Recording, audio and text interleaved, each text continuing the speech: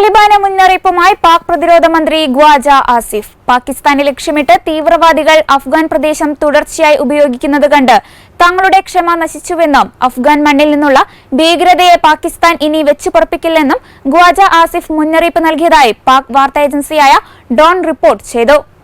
ഒറാക്സായി ജില്ലയിൽ നിരോധിത സംഘടനയായ തെഹ്രീക്-ഇ-താലിബാൻ പാകിസ്ഥാനുമായുള്ള ഏറ്റുമുട്ടലിൽ ഒരു ലഫ്റ്റനന്റ് കേണലും ഒരു മേജറും ഉൾപ്പെടെ 11 പാക് സുരക്ഷാ ഉദ്യോഗസ്ഥർ കൊല്ലപ്പെട്ടതിനെ തുടർന്ന് സംഘർഷം വർദ്ധിച്ച സാഹചര്യത്തിലാണ് മുന്നറിയിപ്പ്.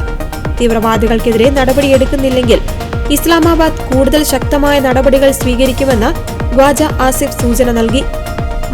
മതി ഞങ്ങളുടെ ക്ഷമയ്ക്കും പരിധികളുണ്ട്. പാകിസ്ഥാനിലോ അഫ്ഗാനിസ്ഥാനിലോ ആകട്ടെ തീവ്രവാദികൾക്ക് അഭയം നൽകുന്നവരും അവരെ സഹായിക്കുന്നവരും അതിന്റെ അനന്തരഫലങ്ങൾ അനുഭവിക്കേണ്ടി വരുമെന്ന് ഖ്വാജ ആസിഫ് വെളിപ്പെടുത്തി.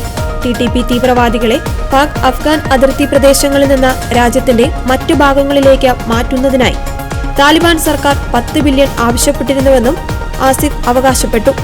ഞങ്ങൾക്ക് ഭീഷണിയായി നിൽക്കുന്ന 7000-ഓളം ആളുകളെ നിങ്ങളുടെ മണ്ണിൽ താമസിപ്പിച്ചിട്ടുണ്ടെന്ന് അഫ്ഗാൻ ഉദ്യോഗസ്ഥരോട് പറഞ്ഞു. പാകിസ്ഥാനിൽ ആക്രമണം നടത്താൻ അഫ്ഗാൻ പ്രദേശം ഉപയോഗിക്കുന്ന തീവ്രവാദ ശൃംഖലകൾക്കെതിരെ അടിയന്തര നടപടി ആവശ്യപ്പെട്ട് അഫ്ഗാൻ അധികാരികൾക്ക് ശക്തമായ സന്ദേശം നൽകുന്നതിനായി ദിവസങ്ങൾക്കുള്ളിൽ ഒരു ഉന്നതതല പ്രതിനിധി സംഘത്തെ കാബൂളിലേക്ക് അയക്കുമെന്നും ഖ്വാജ ആസിഫ് പറഞ്ഞു.